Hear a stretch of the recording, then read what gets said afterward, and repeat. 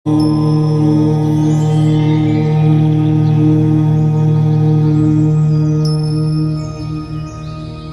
सभी को मेरा प्रणाम। आज हम इस वीडियो में लेकर आए हैं निर्जला एकादशी के महत्व के बारे में चर्चा।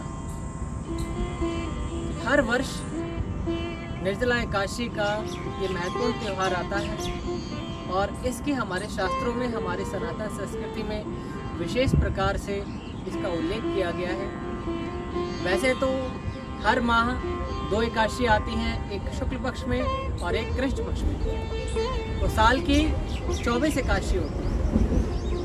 और कई बार जब अधिक मास पड़ता है तो साल की उस समय 26 एकादशी होती है। परंतु इन्हीं सभी एकादशियों में एक विशेष तौर पे निर्जला एकादशी को ज़्यादा महत्व दिया गया है। इसके नाम से ही विख्यात होता है कि निर्जल अर्थात जल के बिना। इस एकादशी की महत्वता इस बात से और भी ज़्यादा बढ़ जाती है कि इसमें अन्न और जल का त्याग किया जाता है, या अन्न और जल के बिना इस व्रत को रखा जाता है। ये व्रत एकादशी तिथि को रखा जाता है और इसका पारायण द्वादशी तिथि सूर्योदय के पश्चात किया जाता है। इस बार 2021 में निर्जला एकादशी 20 जून 2021 को प्रारंभ हो रही है शाम के 4:22 से, और 21 जून 2021 दोपहर 1:18 तक निर्जला एकादशी रहेगी। परंतु इस व्रत को कब किया जाएगा? इस व्रत को किया जाएगा 21 तारीख को, 21 जून को, क्योंकि जैसा कि हमारे शास्त्रों में भी वर्णन किया गया है कि एकादशी पर्यंत द्वादशी सर्वश्रेष्ठ व्रत माना गया है, कि अगर एकादशी में द्वादशी तिथि का मिलान हो जाए या उसमें मिल जाए तो उस व्रत को सर्वोत्तम माना गया।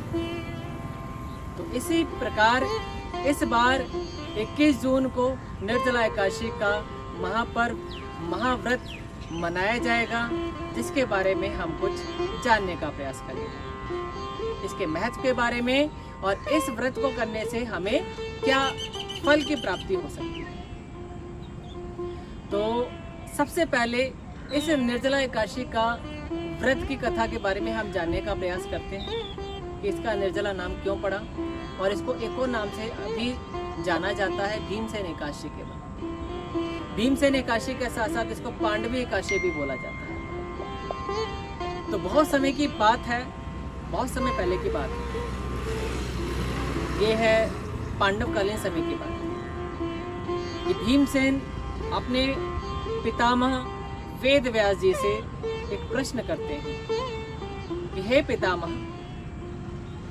कि वह कौन सा ऐसा व्रत है कि जिसके प्रभाव से, जिसको करने से, जिसके व्रत और पूजन करने से मुझे स्वर्ग की या मोक्ष की प्राप्ति हो सकती है।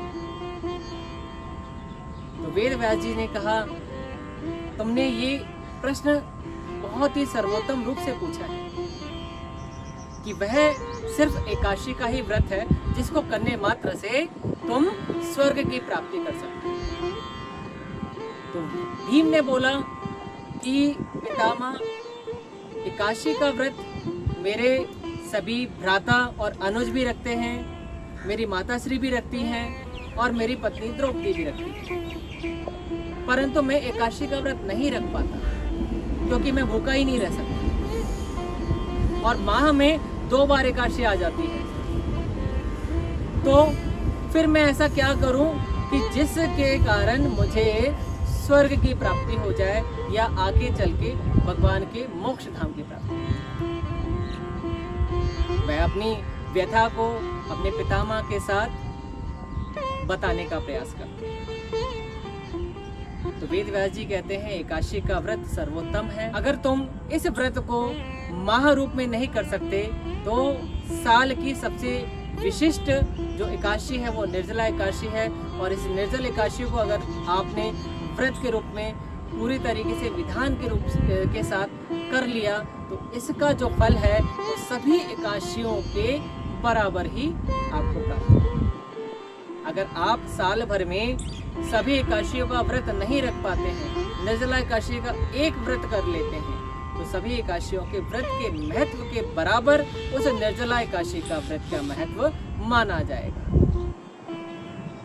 तो जब निर्जला एकादशी के महत्व के बारे में भीमसेन को पता चला तो भीमसेन ने बताया कि पितामह, मैं प्रयास कर सकता हूँ कि साल में एक व्रत तो रख ही सकूँ। भीमसेन ने बड़े ही श्रद्धा आस्थावान होकर इस व्रत को पूरा किया और इस व्रत के प्रभाव से भीमसेन को भी स्वर्ग आदि लोगों की प्राप्ति हुई। तो इसी प्रकार तब से ही इस निर्जला एकादशी का एक नाम भीमसेन एकादशी भी था। निर्जला एकादशी के दिन एकादशी का व्रत करने के पश्चात जब हम द्वादशी में प्रातःकाल स्नान करते हैं, स्नान से निवृत्त होते हैं, तो उसके पश्चात ब्राह्मणों को द्रव्य दक्षिणा दी जाती है और खासकर इसमें मटके से भरा जल उसके देने का विशेष महत्व बताया है। निर्जल जो व्रत रखा जाता है वो बहुत ही संयमित रूप से रखा जाता है। हमारी पांचों इंद्रियों को वो संयमित करता है, हमारे अंदर सकारात्मक ऊर्जा को बढ़ाता है और भगवान के प्रति हमारी अटूट आस्था और विश्वास को भी बढ़ाता है।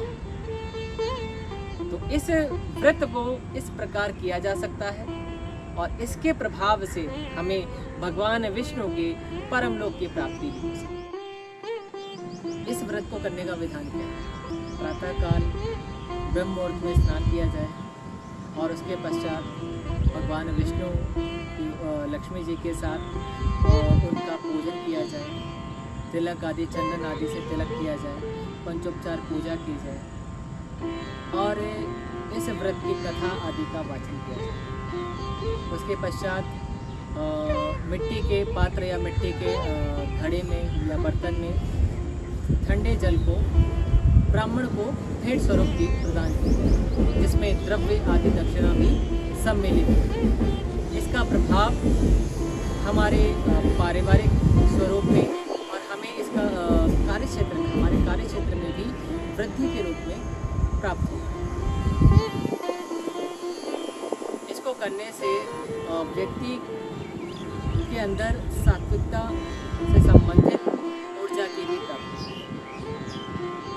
इस व्रत का हमारे शास्त्रों में और हमारे सनातन संस्कृति में विशेष महत्व बताया गया है। तो इस वीडियो के माध्यम से हमने निर्जला एकादशी के बारे में आपको जानकारी दी, प्रयास किया इसके महत्व के बारे में चर्चा करने का प्रयास किया, इस व्रत को की महिमा को बताने।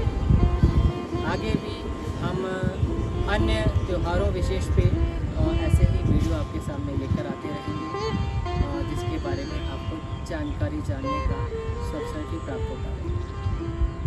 तब तक के लिए नमस्कार, जय श्री कृष्ण।